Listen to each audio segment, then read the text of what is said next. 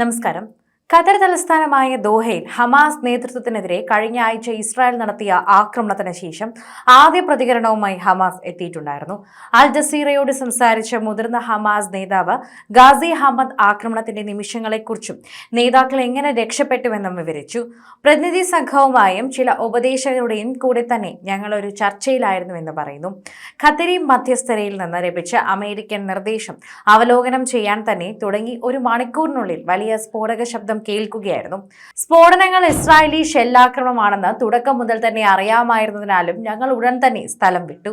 ഗസയിൽ താമസിച്ചിരുന്ന ഞങ്ങൾ മുമ്പ് ഇസ്രായേലി ഷെല്ലാക്രമണം അനുഭവിച്ചിട്ടുണ്ട് എന്നും കൂട്ടിച്ചേർക്കുന്നുണ്ട്. ഗാസി അഹമ്മദ് കൂട്ടിച്ചേർത്ത വാക്കുകളാണിത്. മുതിർന്ന ഹമാസ് നേതാക്കളെ ലക്ഷ്യം വെച്ച് ഇസ്രായേൽ നടത്തിയ ആക്രമണത്തിൽ 5 ഹമാസ് അംഗങ്ങളും ഒരു ഖത്തരി സുരക്ഷാ ഉദ്യോഗസ്ഥനും കൊല്ലപ്പെട്ടിട്ടുണ്ട്. അമേരിക്കൻ പ്രസിഡന്റ് ഡൊണാൾഡ് ട്രംപും മുന്നോട്ട് വെച്ച വെടിനിർത്തൽ തന്നെ അതുപോലെ ബന്ദിമോചന ചർച്ചയ്ക്ക് എത്തിയവരെയാണ് ഇസ്രായേൽ ലക്ഷ്യം വെച്ച് പറഞ്ഞത്.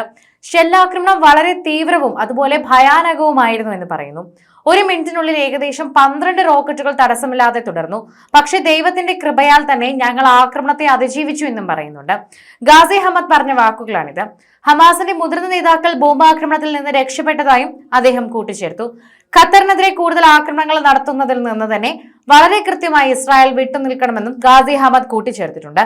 ഖത്തറിനെതിരായ ഇസ്രായേൽ ആക്രമണത്തിൽ മറുപടിയായി അറബ് ഇസ്ലാമിക രാഷ്ട്രങ്ങളുടെ നേതാക്കൾ ദോഹയിൽ അടിയന്തര ഉച്ചകോടി വിളിച്ചുകൂട്ടി ഇസ്രായേലിന്റെ ഭീരുത്വ ആക്രമണത്തെ അപലപിച്ചുകൊണ്ട് പറഞ്ഞു.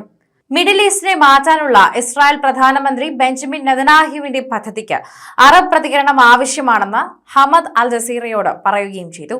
വെടിനിർത്തൽ ചർച്ചകളിൽ ഹമാസിന് കൈപ്പേറിയ അനുഭവമാണ് ഉണ്ടായതെന്നും സത്യസന്ധനായ ഒരു ഇടനിലക്കാരൻ എന്ന നിലയിൽ യുഎസിന് വിശ്വാസ്യതയില്ലെന്നും ഗാസി അഹമ്മദ് പറഞ്ഞു. അദ്ദേഹം അതായത് ട്രംപിനെയാണ് ഉദ്ദേശിക്കുന്നത്. ഞങ്ങൾ ഭയപ്പെടുന്നില്ല എന്നും ഗസയിൽ തടവിലാക്കപ്പെട്ട ഇസ്രായേലി തടവുകാരോടുള്ള പെരുമാറ്റവുമായി തന്നെ ബന്ധപ്പെട്ടുകൊണ്ട് ട്രംപിന്റെ ഭീഷണികളെക്കുറിച്ച് അഭിപ്രായപ്പെട്ടുകൊണ്ട് തന്നെ അഹമ്മദ് പറയുന്നുണ്ട്. തടവുകാരോട് നമ്മുടെ മൂല്യങ്ങൾ അനുസൃതമായി തന്നെ പെരുമാറിയെന്നും അതുപോലെ തന്നെ ഇസ്രായേലിന്റെ നടപടികളുടെ ഫലമായി മാത്രമാണ് അവർ അപകടത്തിലായതെന്നും അഹമ്മദ് കൂട്ടിച്ചേർത്തിട്ടുമുണ്ടായിരുന്നു. ഗസ സിറ്റിയിൽ തന്നെ വ്യോമകരയാക്രമണം കൂടുതൽ ശക്തമാക്കി ഇസ്രായേൽ രംഗത്തുണ്ട്. ഇന്നലെ മാത്രം 83 പേരെയാണ് ഇസ്രായേൽ കൊന്നു തള്ളിയത്.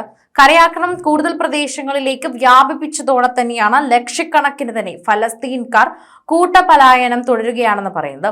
ഇന്നലെ കൊല്ലപ്പെട്ട 83 പേരിൽ 61 ആളുകൾ ഗസ സിറ്റിയിലുള്ളവരാണ്. ഗസ യുദ്ധം 2 വർഷം തികയാനിരിക്കെ തന്നെയാണ് ഇസ്രായേൽ ആക്രമണങ്ങളിൽ ഇതുവരെ കൊല്ലപ്പെട്ട ഫലസ്തീനികളുടെ എണ്ണം 65,000 കടന്നു എന്ന് പറയുന്നത്.